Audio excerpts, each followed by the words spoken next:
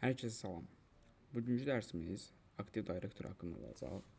Ümumiyyətlə, aktiv direktor nədir? Harada istifadə olunur? Kimlər istifadə edir? Nə üçün istifadə olunur? Quraşdırılması və konfiq edilməsi haqqında danışacağıq. Ümumiyyətlə, aktiv direktoru Microsoft'un təqdim etdiyi mərkəzləşdirilmiş idarə etmə sistemidir.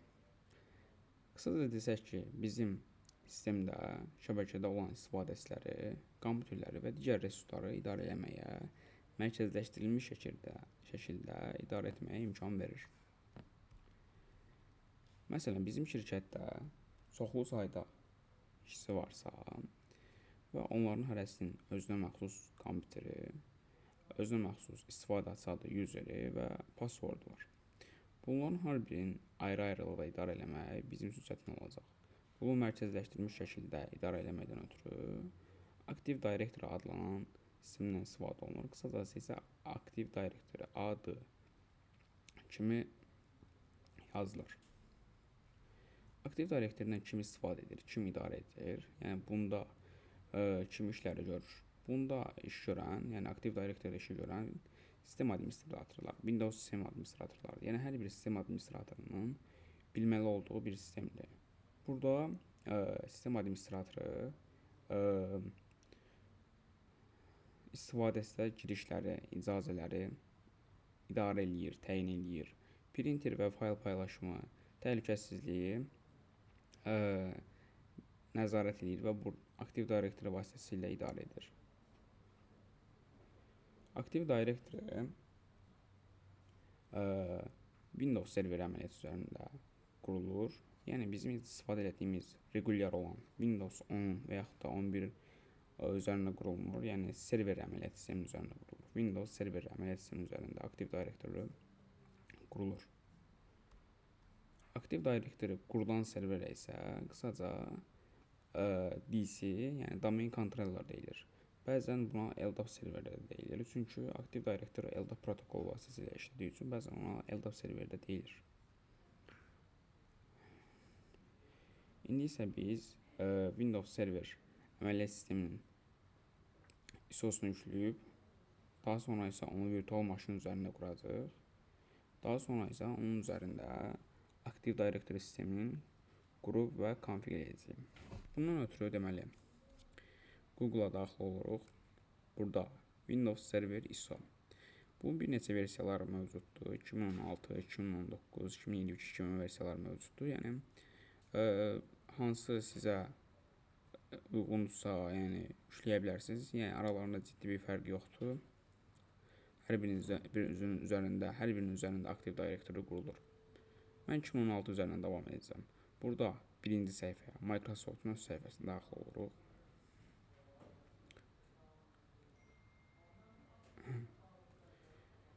Burada asılan səhifədə deməli bizə müxtəlif dillər təklif eləyir. Həmçinin Cloud, Azure olan versiyasını təklif eləyir. Biz ingilis dili olan versiyasını yükləyirik.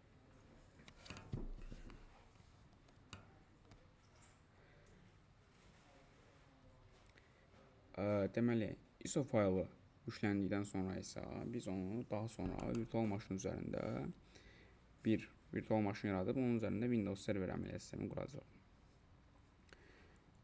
Bunun üçün virtual maşın qurmaqdan ötürü VMware və yaxud da VirtualBox-dan istifadə edə bilərsiniz. Mən VMware üzərində quracağam. Bunun üçün VMware-ə daxil olub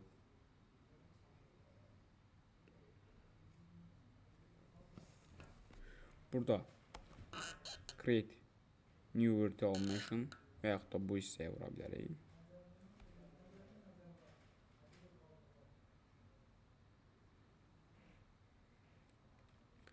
Burada daha sonra Custom seçib Next.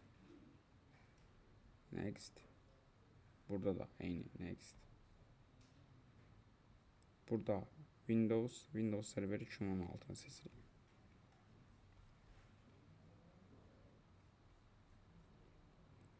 Daha sonra Next. Burada yaratdığımız virtual maşın adı qoyuruq. Hansı ki burada görsənən addır. Mən Windows Server 2016 test qoyacağım virtual maşının adını. Burada daha sonra isə Next.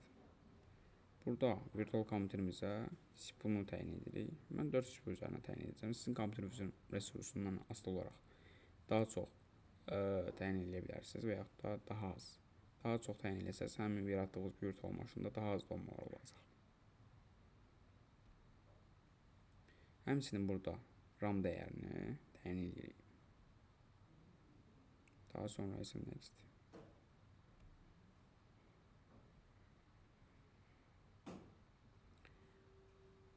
Bu bizim virtual kompüterimizə diskin ölçüsünü default olaraq 60 GB-dır. Mən isə 60 GB olaraq saxlayacağam.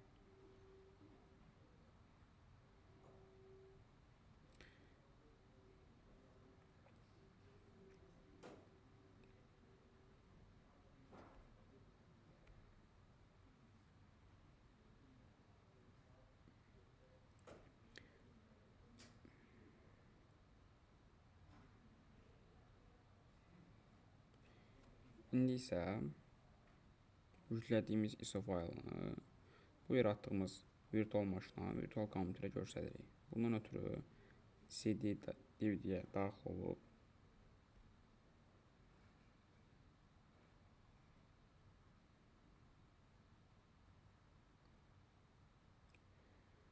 burada məndə ISO faylı hardadırsa onun pəzini göstərirəm. Məndə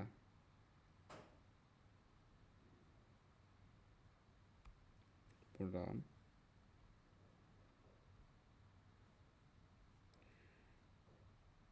bunu edəndən sonra yəni virtual maşını restart edirəm.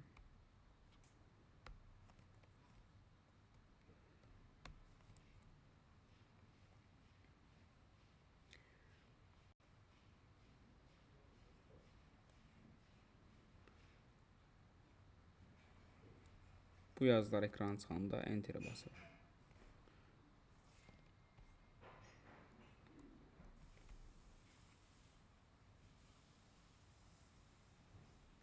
Burada bir qədər gözləməliyim.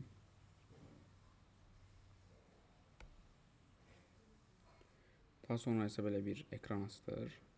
Burada hansı dildə yükləmək istəyirsiniz? Onu burada sadəcə ingilis dili var və biz ingilis dili üzərindən davam edəcəyik.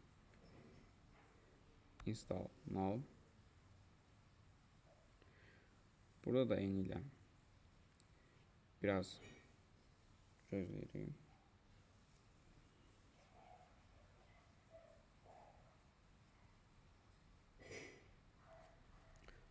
Burada bizim qarşımıza bir neçə seçimlər çıxır. İlk öncə onu deyim ki, biz bunun üzərindən davam edəcəyik. Standart və data center fərqi ondadır ki, data center daha böyük environment üçündür. Standart isə normal environment üçünlərdir. Normalda isə standart versiyasından istifadə olunur və burada desktop experience və normal versiyası var. Desktop experience odur ki, yəni Windows serveri idarə etməkdən ötürü biz user interface, yəni beləsinə adi Windows necə idarə edilirsə, Windows serverdə idarə edəcək. Normal versiyada, lakin qarşısında desktop experience yazılma hissəsində isə, versiyasında isə biz Windows'u PowerShell vasitəsilə, yəni komandalar vasitəsilə idarə edəcəyik. Amma biz burada bu versiyanı seçirik.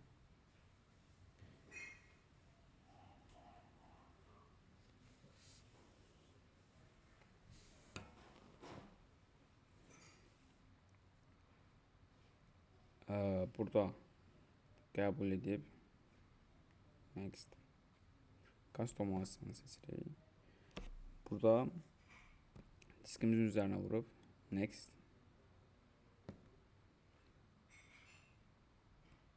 Burada isə deməli Windows server əməliyyat sistemi bizim virtual maşın üzərinə installing olunur, yəni quraşdırılır. Bu bir qədər uzun çəkəcək.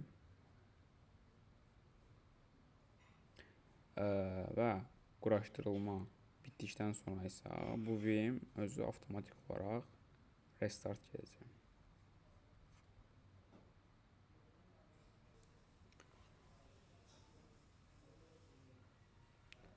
Burada yükləmə bitdikdən sonra, tam bitdikdən sonra isə virtual maşınımız restart olunacaq. Yəni öz-özünü avtomatik restart edəcək.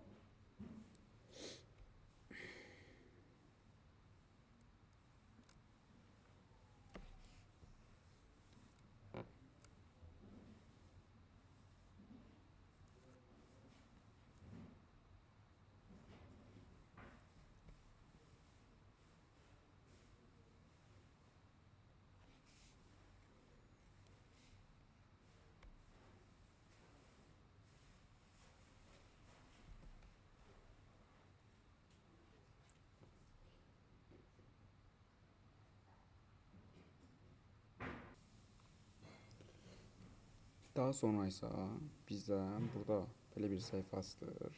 Hansı ki administrator üzərinə password, parol təyin etməyimizi istəyir. Burada bəzi polislər qaydaları var. Yəni böyük kiçik hərflər olmalıdır. Ondan sonra bəzi simvollardan istifadə olunmalıdır.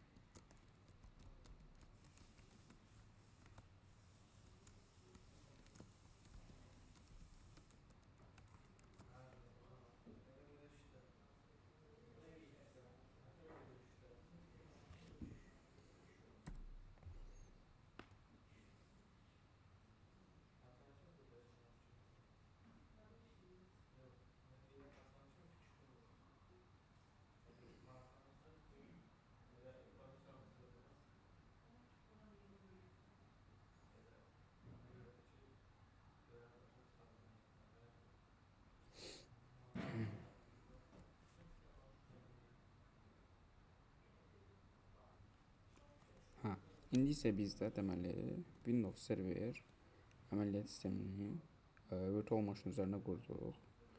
Burada daxil olmaqdan ötürü deyir ki, Ctrl-Alt-Delete. Bunu bassaq bizim kompüterimiz lokal olacaq. Ona görə bunu yox, burada bu işarə var. Bunu basırıq.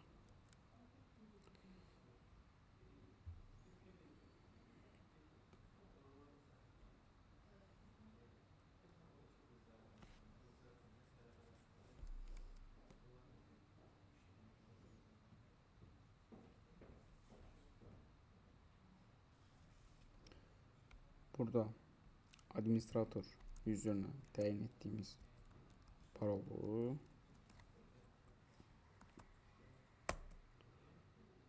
daxil edilib.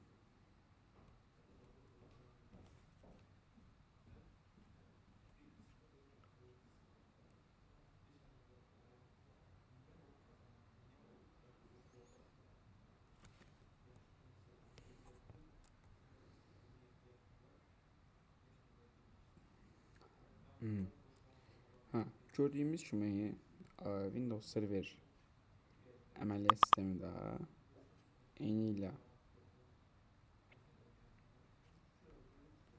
bizim istifadə etdiyimiz Windows-a fərqlənir. Windows-a oxşuyur.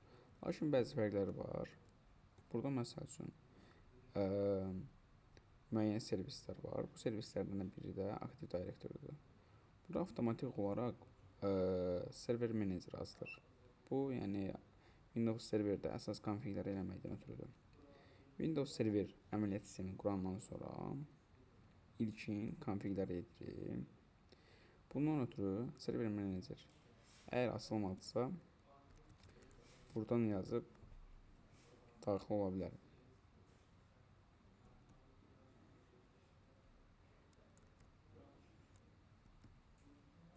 Buradan yazıb Server Manager'ə də daxil ola bilər. İlkin konfiglər eləməliyik. İlkin konfiglər eləyəndə nə etməliyik? Bunun adını dəyişməliyik, yəni kompüter name dəyişməliyik. Daha sonra isə static IP verməliyik. Firewall-da deməli bəzi problemlər yaradır. Onu disable eləməliyik və kənardan qoşulmanı, RTP vasitəsilə qoşulmanı aktiv eləməliyik. Həmçinin də saatı time zone-u düzəltməliyik. Burada mən kompüter name adını DC qoyuram. Domain controller'ın qısaltmasını.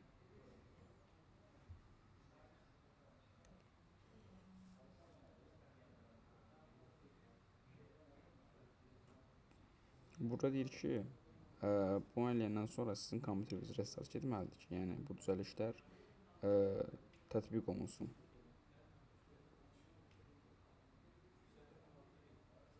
Mən deyirəm ki, daha sonra restart edəcəm. Burada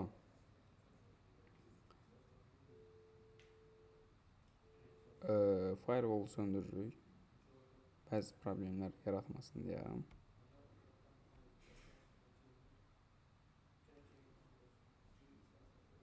Daha sonra isə kənardan qoşulmanı enable edirik.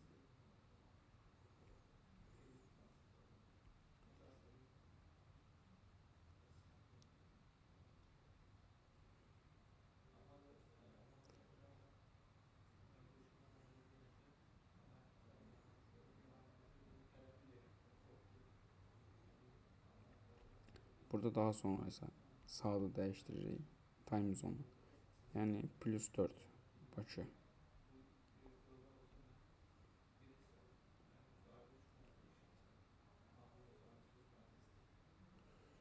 Həmçində burada biz Windows serverə static IP verməliyik.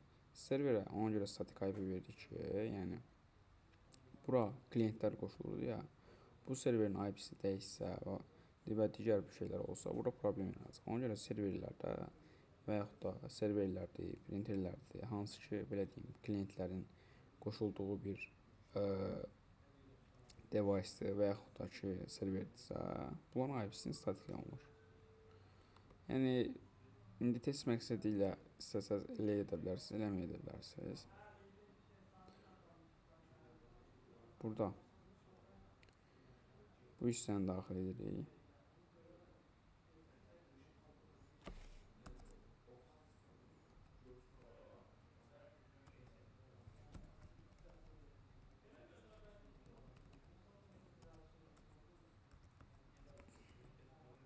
Yəni, gateway düzgün yazmalıyıq ki, bunun internetə çıxışı daxil olub. İnternetə çıxa bilsin. Bunun üçün IP config yazırıq. Bunun öz IP-si nədir? 192.168.255.130. Mən bunun öz IP-sini statik olaraq burada təyin edəcəm ki, daha sonra bu IP dəyişməsin. 192.168.255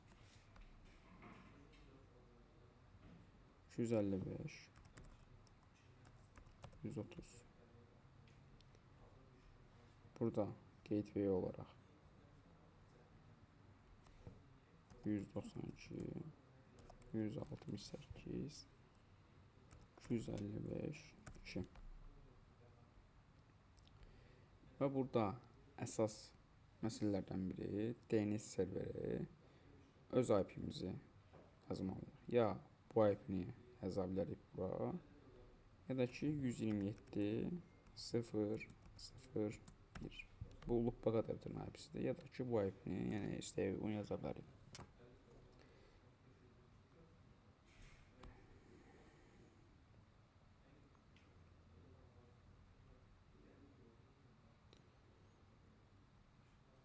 Burada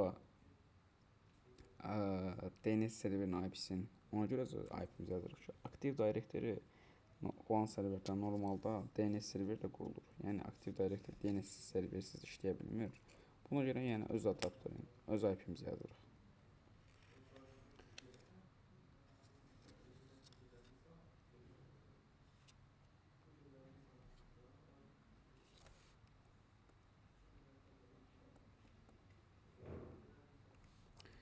Daha sonra isə bu düzəlişlərin tətbiq olunması üçün Windows serveri restart edirik.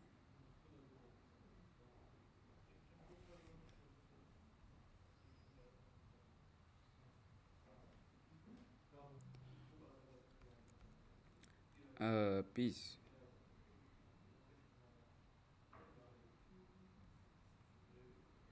uzaqdan qoşulmanı, yəni enable elədiyimiz üçün indi isə yəni uzaqdan qoşula bilərik. Remote Desktop Service, hansı ki Windows'un üzərində belə bir tool var. Onun vasitəsilə qoşula bilərik. Yəni iş şəraitində də Windows serverə uzaqdan qoşulub orada sistem administratorları öz işini görür. Bundan ötürü Remote Desktop bunu yazıb bura isə bayaq qeyd elədiyimiz IP-ni, yəni statik olaraq IP-ni qeyd elədiyimiz IP-ni yazırıq.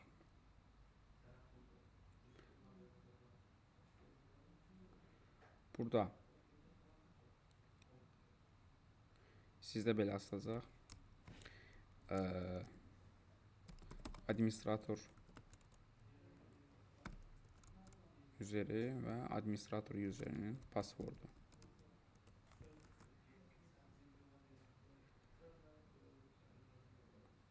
Burada yes.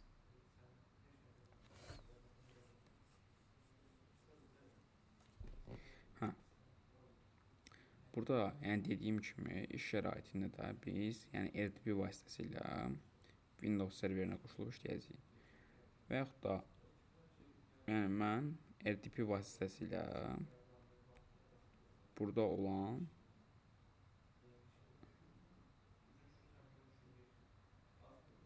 Windows serverimə qoşulmuşam. Bura qoşulanda bu avtomatik olaraq özü lock olunur.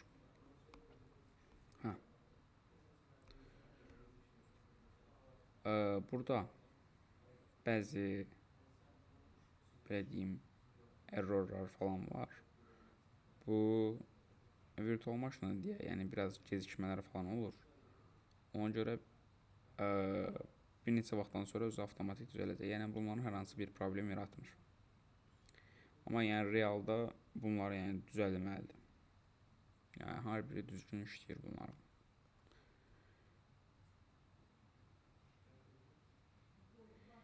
İkinci məsələ nədir? Deməli, biz Windows server əməliyyat sistemini qurandan sonra bunun üzərində nə etməliyik? Active Directory sistemini qurmalıyıq. Bundan ötürü yenə də server managerə daxil oluruq. Buradakı hissəyə buna daxil oluruq. Burada add rule and feature. Yəni serverə yeni bir rule və yaxud da feature əlavə elə. Burada next. Burada da bunu seçirik. Bu kənardan qoşulmaq üçündür. Burada bunu seçirik. Burada bizim serverimiz çıxır. Əgər bir neçə dənə server varsa, bir neçə dənə də server çıxacaq burada. Biz hansı sistemi qurmaq istəyirik? Əgər Active Directory quracaq, tutalım ki bunun üzərində DNS server, DHCP server və yaxud da print server, digər burada olan hər bir serveri qurmaq istəyiriksə, bu sistemləri qurmaq istəyiriksə, yəni üzərində seçib daha sonra davam edəcək. Mən Active Directory qurmaq istəyirəm. Burada add feature, daha sonra isə next.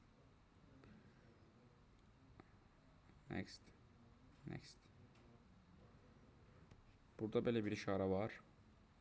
Deyir ki, bu bitəndən sonra avtomatik restart olmalıdır. Yes. Daha sonra isə install olunur bu. Başlayır install olmağa.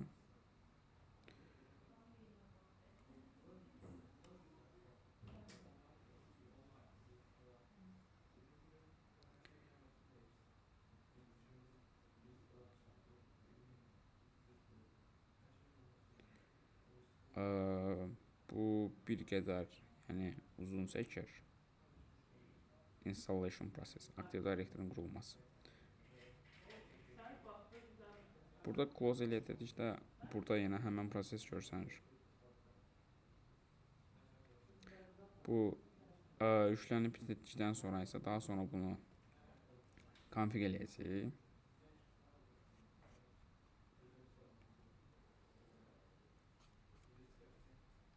Bu yüklənib bitəndən sonra isə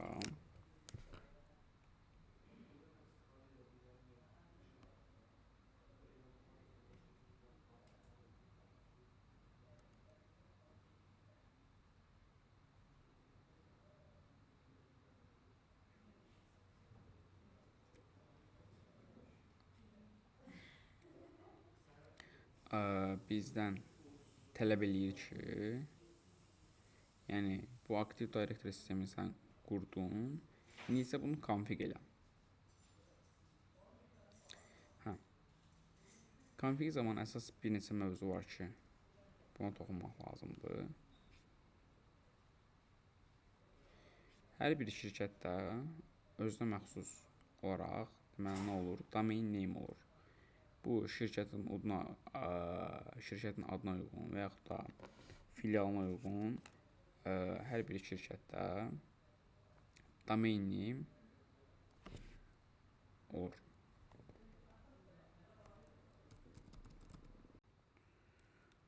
Burada biz şirkətimizin adına uyğun domain name qeyd edirik. Test.local və yaxud da enterprise.local mən belə eləyəcəm. Siz istəsəz və yaxud da öz adınızı öz şirkətinizə verə bilərsiniz. Burada bunu seçib daha sonra yazmalıyam. Enterprise.local qeyd edeyim ki, domain adı əsasən 2 hissədən ibarət olmalıdır. Yəni bir nöqtədən əvvəlki hissə, bir də nöqtədən sonraki hissədən ibarət olmalıdır. Burada üçüncü seçimi seçirik. Üçüncü seçim odur ki, yəni əgər sizin daha əvvəllər domaininiz olubsa, yəni bu domaini onunla inteqrasiya eləmək istəyirsə, bu seçimləri seçirsiniz. Mən əvvəlcədən heç bir domainim yoxdur. Ona görə bunu seçirəm. Ümumilikdə hər bir nə yaradacaqsa, domain kontroller yaradacaqsa, bunlar Forestin içərisindədir. Yəni Forest dedikdə bizim bir neçə Active Directory domain kontrollerimiz varsa, bunlar hamısı birlikdə bir Forest təşkil edir. Mənim heç bir domain kontrollerim yoxdur. Yəni indi quracağımdan başqa. Ona görə mən burada deyirəm ki, həm yeni Forest yarat, həm də bu Forestdən birlikdə domain yarat. Burada next.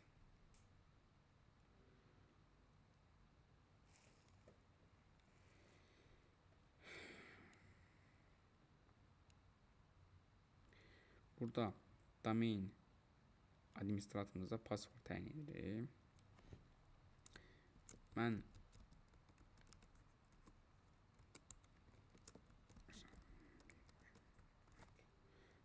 Windows serverdə administratorum verdiyim passwordu verdim. Fərqli password verə bilərsiniz, amma yadda qalmaq üçün belə eləyə bilərsiniz. Həmçinin burada müxtəlif versiyalar mövcuddur. Bu əgər dediyim kimi sizin bir neçədən domaininiz varsa və bu domainlərin domain kontrolleriniz varsa, bu domain kontrollerin onlarla işləyə bilməsi üçün onlara uyğun versiyanı seçirsiniz. Bizim heç bir əvvəlcədən domain kontrolümüz olmadığı üçün elə olduğu versiyanı default olaraq seçirik. Bura next. Qeyd edeyim ki, Active Directory yəni DNS serversiz işləyə bilmir. Ona görə bayaqları statik IP hissəsində isə DNS server olaraq öz IP-sini yaradırıq. Burada belə bir info verir. Yəni problem yoxdur. Burada NetBIOS domain name. NetBIOS domain daha əvvəl istifadə olunan texnologiyadır. Yəni bizim domain name-imizin əsas hissəsi. Belə deyim. Avtomatik olaraq bu özü bura daxil edir. Heç bir dəyişiklik eləməyə ehtiyac yoxdur.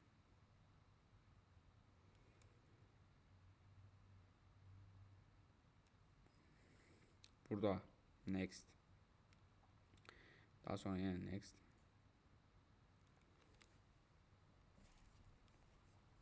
Bu başlayır yükləməyə, yəni konfigurasiya eləməyə.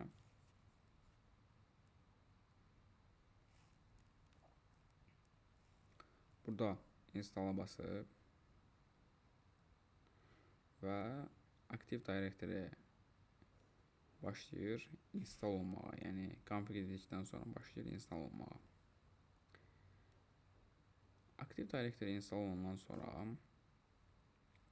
bizim digər işlərimiz nədir? Deməli belə deyim. Burada userlər yaratmaq, daha sonra isə digər klientları Active Directory-yə join eləməkdir. Bu işlər bitdikdən sonra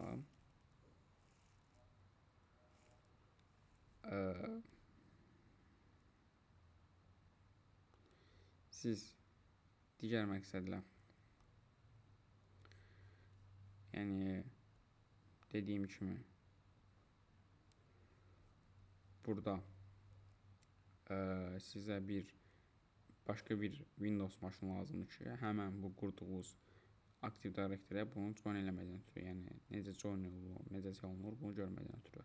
Siz yeni bir Windows maşını yaradın, eyni ilə bayaq yaratdığım kimi, sadəcə orada Windows 10 ISO faylını daha əvvəlcədən yükləyin, onu göstərəcəksiniz.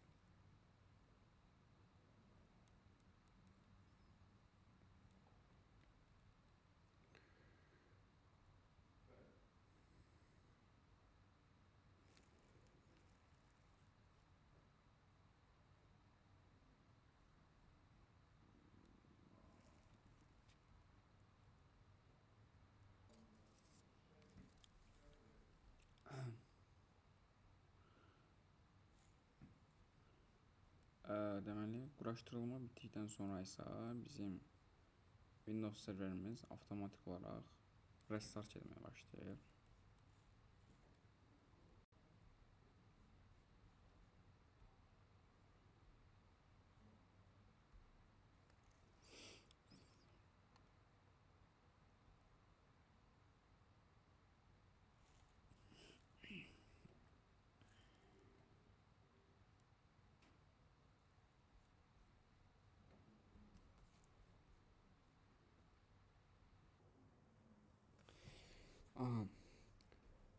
Deməli, server restart olunandan sonra yenə serverə daxil oluruq RTP vasitəsilə. RTP vasitəsilə daxil ola bilərik. Hələ buradan da daxil olub işimiz görə bilərik. Yəni. Sadəcə buradan biraz balaca falan görsənədə, yəni mən RTP vasitəsilə daxil olub.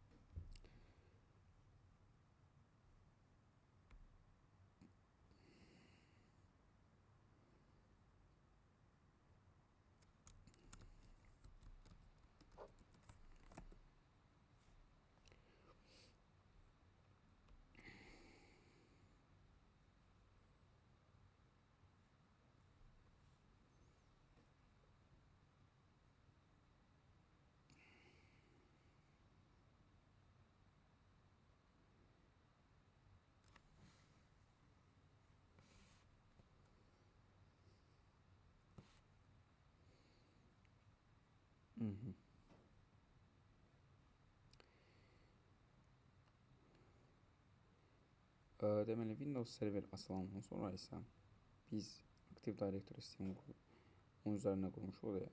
Belə bir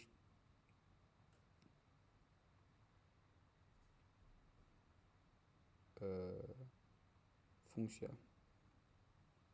yəni Active Directory. Active Directory-nin idarə eləməkdən ötürü toollar burada görsənir. Və yaxud da buradan bu hissəyə də daxil ola bilərik.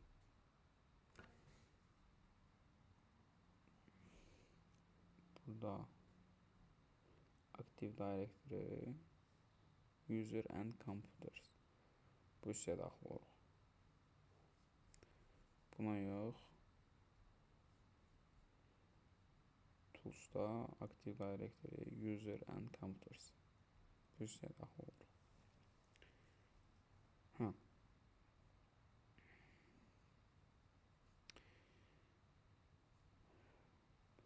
Bu asılandan sonra isə burada bizim domainimiz görsənir və bizim belə deyim digər hər şey userlərdir, qruplardır, kommüterlərdir.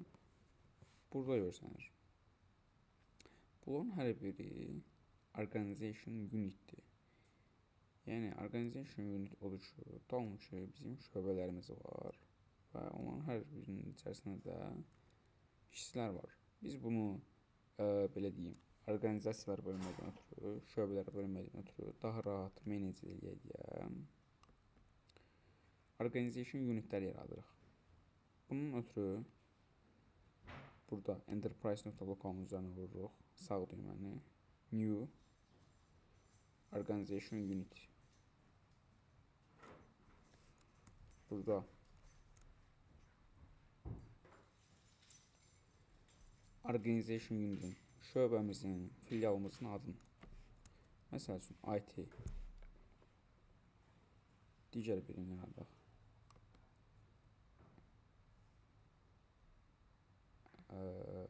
Organization unit SMM və digərləri. İkinci məsələ nədir? Deməli biz burada yeni userlər yaratmalıyıq. Yəni bizim şöbəmizdə biz şöbələr yaratdıq, yəni organization unitlər yaratdıq. Daha sonra isə bu şöbələrdə nə etməliyik? Userlər yaratmalıyıq ki, yəni istifadəçilərin bura qoşulmağına ötürü. Bunun ötürü burada new user adı nədir? Məsəl üçün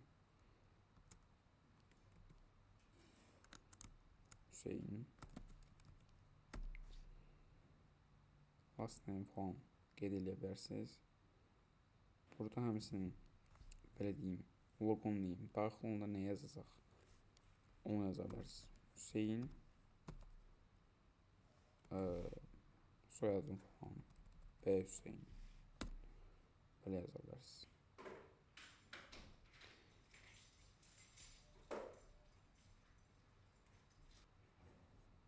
User yaradandan sonra ikinci məsələmiz nədir? Buna password təyin etmək. Burada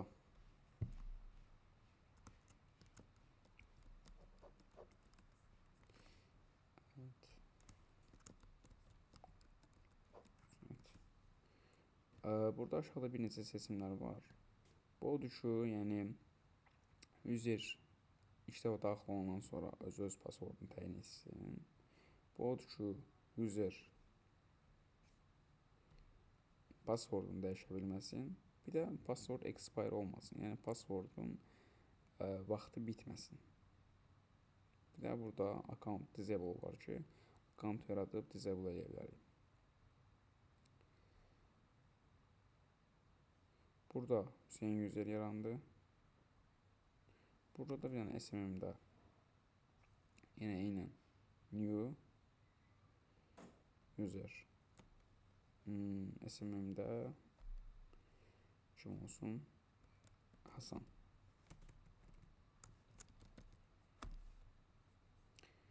Burada B Hasan. Eyni ilə burada password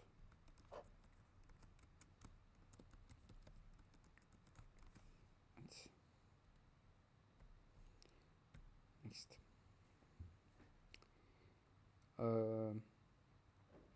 İkinci məsələmizdən biz burada user yaratdıq, organization yaratdıq. Yəni klientin, işçilərin kompüterini aktiv direktoriya join etməliyik ki, biz onları idarə edə bilərik. Bundan ötürü deməli hansı kompüter belə deyim aktiv direktora qoşulacaqsa onu daxil oluruq. Mən də Windows 10 bu maşını belə deyim aktiv direktoriya join edəcəm.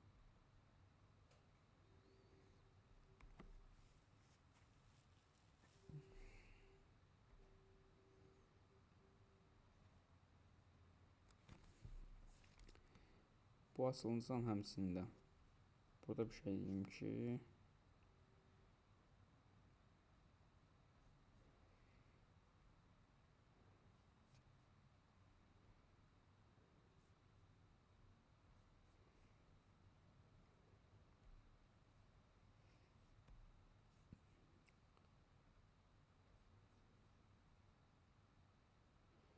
mən burada yəni daxil olanda burada bu remote scope connection qırılacaq.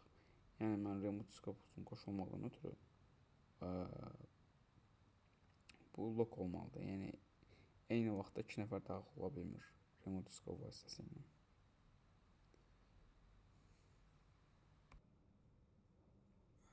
Biz indi deməli Windows 10 olan bir virtual maşınımızı öz domenimizə join eləməliyik. Bundan ötürü this is PC-yə daxil oluruq.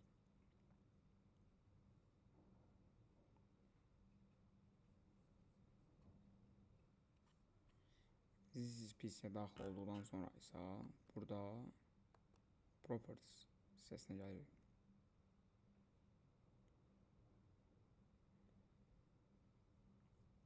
Burada change settings. Daha sonra buraya. Burada domaini seçirik. Bizim domainimizin adı neydi? Burada olan yani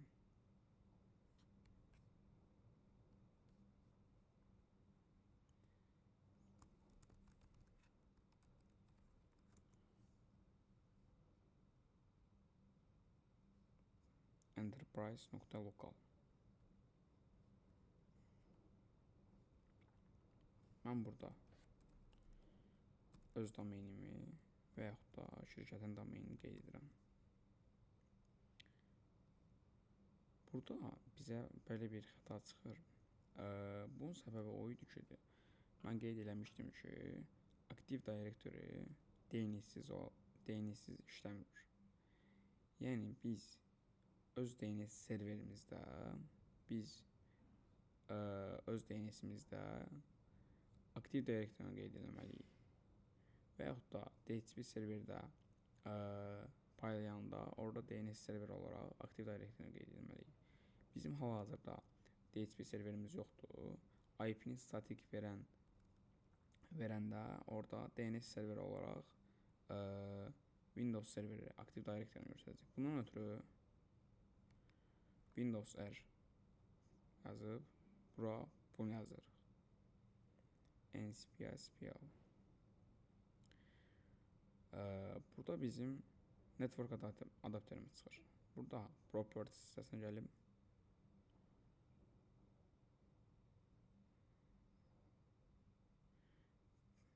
biz burada manual olaraq DNS server əlavə edirik. Bizim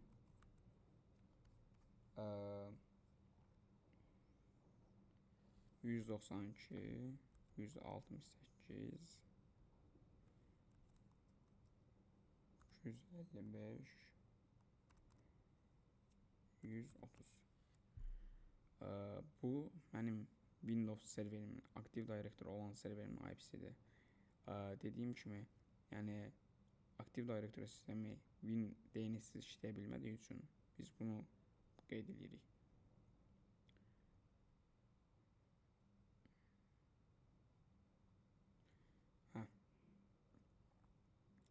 Daha sonra isə yenidən burada daxil oluruq. Properties. Change settings.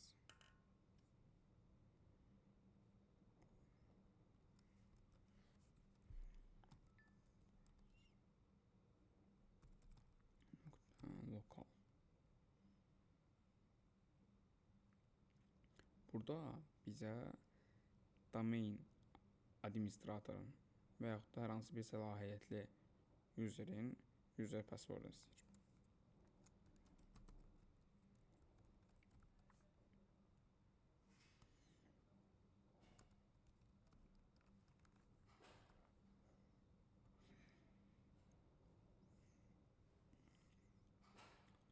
burada deyir ki, yəni xoş gəldiniz siz bu domenə. Welcome Enterprise Local Domain. Daha sonra isə burada bizim virtual maşınımız avtomatik olaraq restart istəyəcək.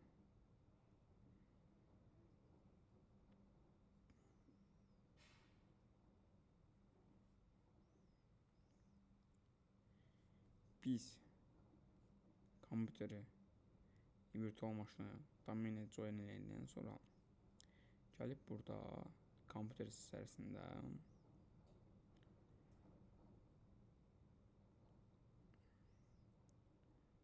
bizim join olunan kompüteri görə bilərik.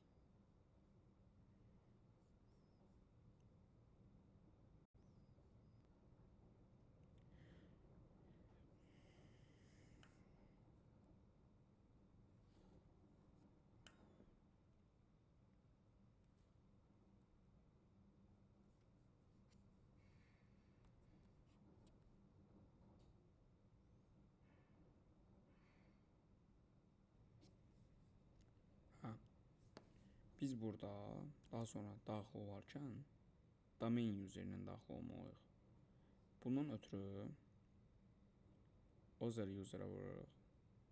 Burada bizim domainimizin adı çıxır. Biz burada hansı user password yaradacaq? Hansı ki burada organization unitlərdə yaratdığımız IT, SMM və bu userlərlə SMM organization unitində yaratdığımız bu userlərlə daxil oluruq. Bura daxil olarkən Hüseyin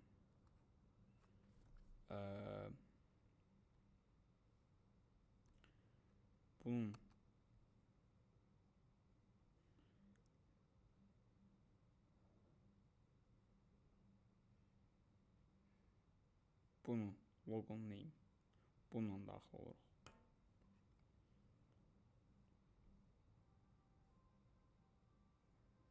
Məndə Bəy Hüseyindir.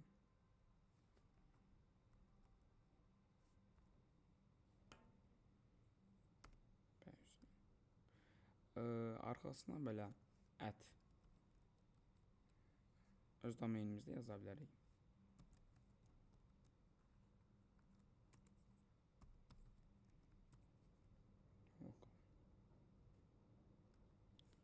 Onu yazmaq yəni məcbur deyil.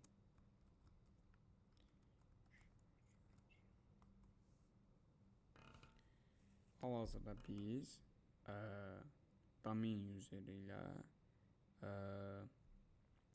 sistemə daxil olduq, yəni öz maşınımıza daxil olduq. Yəni Active Directory-nun əsas üstünlüklərindən biri odur ki, Active Directory-də userlər yaradılır, passwordlar təyin edilir, burada icazələr təyin edilir və mərkəzi şəkildə idarə edilir.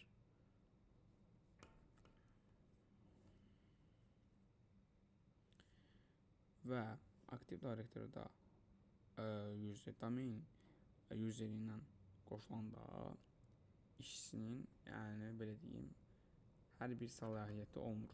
Məsəl üçün, özü istədiyi proqramı işləyə bilməz və yaxud da bəzi dəyişikliklər eləyə bilməz. Bundan ötürü Active Directory istifadə olunur, yəni mərkəzi şəkildə idarə olunmaqdan ötürü.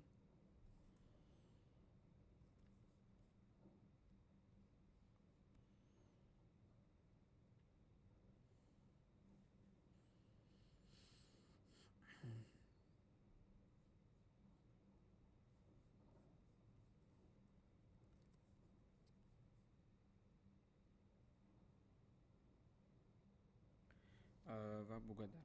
Biz indi Windows 10 olan maşını domenə join elədik. Bunu bilməkdən ötürü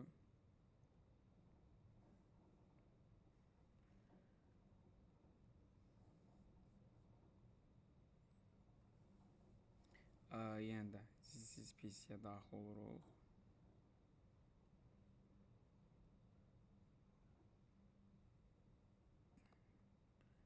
Burada Properties hissəsinə gəlib.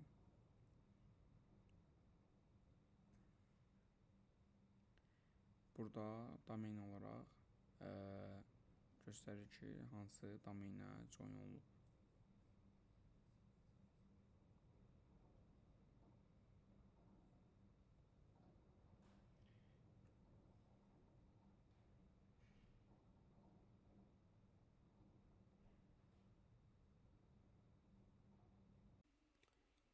İndi isə biz Windows 11 olan maşınımızı öz domenimizə join edəcəyik. Burada da eni ilə Windows 10 kimidir, sadəcə biraz fərqlidir. Yəni GUI'sində fərq var deyə Windows 11 ilə onun. Burada da ona görə biraz fərqlənir.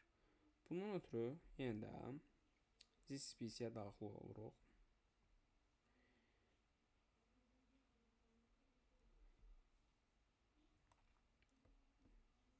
This PC-yə daxil olduqdan sonra isə bura sağ düyməni basıb Properties hissəsinə daxil oluruq.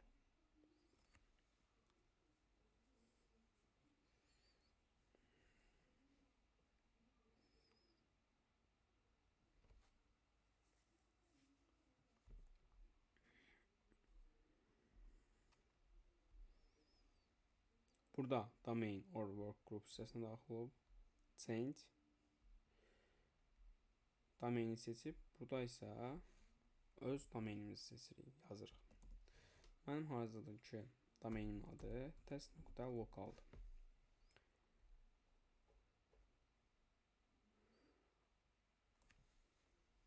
Burada səlahiyyətli userin user yazırıq.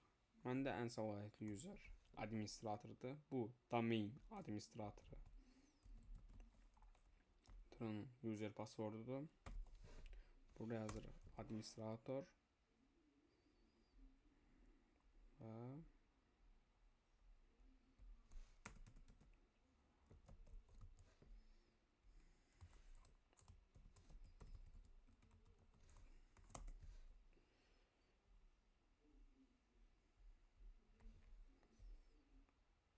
welcome to domain. Bu eləyəndən sonra isə bizdə bu özü restart istəyəcək ki, yəni bu elədiyimiz dəyişiklik apply olunsun. Restart now eləyirik. Virtual maşınımız, yəni və yaxud da PC restart etdikdən sonra isə daha sonra biz bura domain userimizdən daxil oluruq. Onu da qeyd edeyim ki, burada domenə daxil olanda bizim burada domenimizin adı görsənir. Yəni iki hissəsi görsənir. Mən də domeində olan userim @test.local.